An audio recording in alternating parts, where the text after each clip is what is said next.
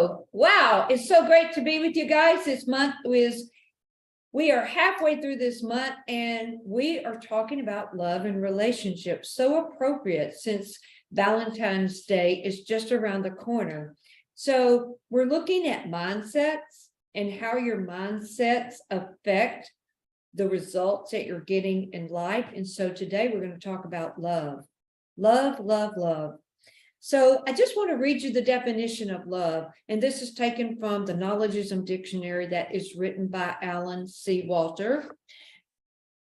And it's a beautiful definition, quite different than what you would find in the normal dictionary. So it is the highest quality of spiritual recognition that observes and respects, admires and validates those spiritual qualities, assets, and capabilities of another or others and oneself as spiritual beings.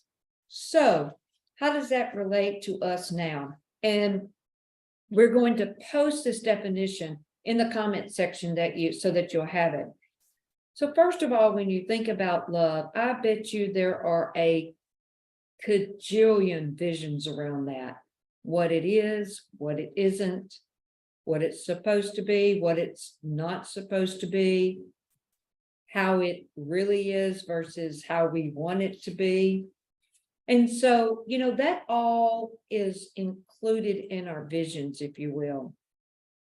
And remember, the vision sets up the mindset.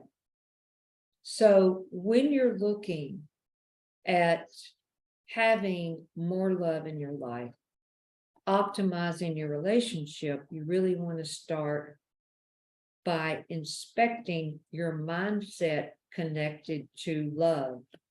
And the definition I gave you is quite a spiritual definition. And, during the Mindset Challenge, we talked a couple of weeks ago about the first step to improving any area, whether it's the wealth area, whether it's your leadership abilities, whether it's your relationships and just increasing the love and connections with friends, family, in business. You have to first inspect your vision and then look at your mindset around that. But the first step in all of that is also being able to be here in the moment, which is being present. Because when you're present with another person, when you are present, that has a lot of love in it. So let me tell you how I use this in life. So one of the ways I learned how to, it was a game changer, actually. One of the ways I learned how to really, really, really relate to kids. If you look at an adult, how much taller they are than a child, right? And this is going to seem like a no-brainer, okay? But if you weren't taught that or this, it's really a big deal. So when I talk to kids, I'm a lot taller than them. So I know just from being a kid myself how I felt around adults because they're so much bigger in size, so much bigger, when it comes to being able to tell you what to do and having control over you, just bigger all around, right? So when I get ready to relate to kids, it takes me back to being present with one of my grandchildren. I'm very, very present with her. But the other thing that I always adjust is how tall I am. Like if I'm having a conversation, I don't stand up.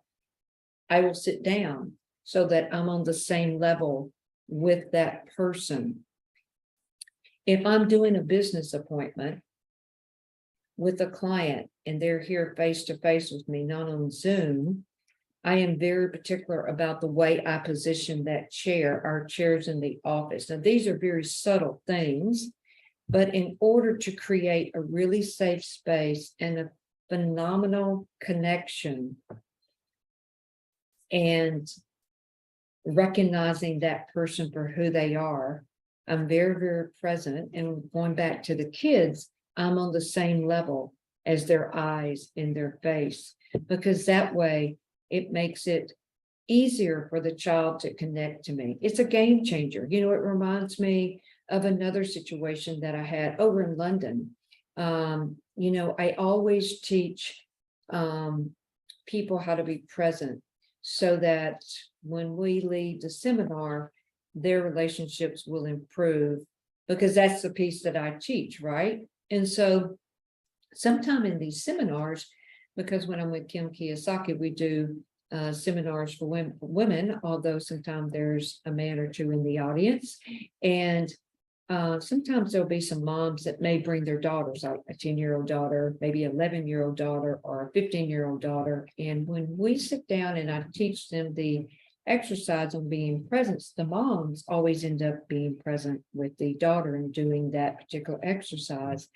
And I've had them come up to me over and over and over again on how that changed their relationship, how that opened up the communication, how maybe the child that hasn't been willing to discuss things with mom shifted from that point on. I mean, I've gotten emails thanking me for that one exercise that I taught them and the ice that was broken between them and how the relationship started trending up. So in order to really, really recognize another person and respect another person and admire and really validate those spiritual qualities, it really starts with presence and seeing another person as a spiritual being and being on their level.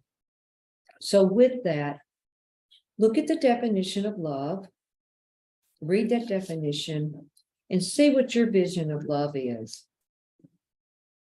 And then see what your mindset is around this definition.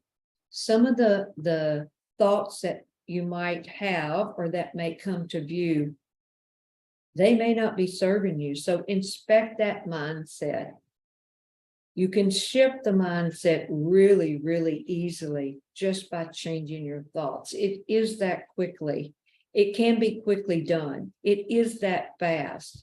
And then pick and see what thoughts best serve you in the love area so that you can start putting more love in your relationships. And if you don't have the relationship that you're wanting to have with a significant other, start looking at your vision, comparing it to the definition that we've given you here of love, and incorporate that in your vision and see what your mindset says. What are your thoughts around it so that you can start implementing visions that include this in it and see how that changes and what kind of results you get just from shifting your mindset on love. And for those of you who have significant others, I would really, really, really challenge you all to sit down and practice being focused with your significant other without talking. Just be with them. Look them in the eyes and just be with them, each other, for 1 minute. Set your timer. Don't talk. Just be with the other person and connect for 1 minute. And then share what you each noticed during that 1 minute. And I guarantee you, it will make a sweeter Valentine's Day. Thank you so much, and post, because we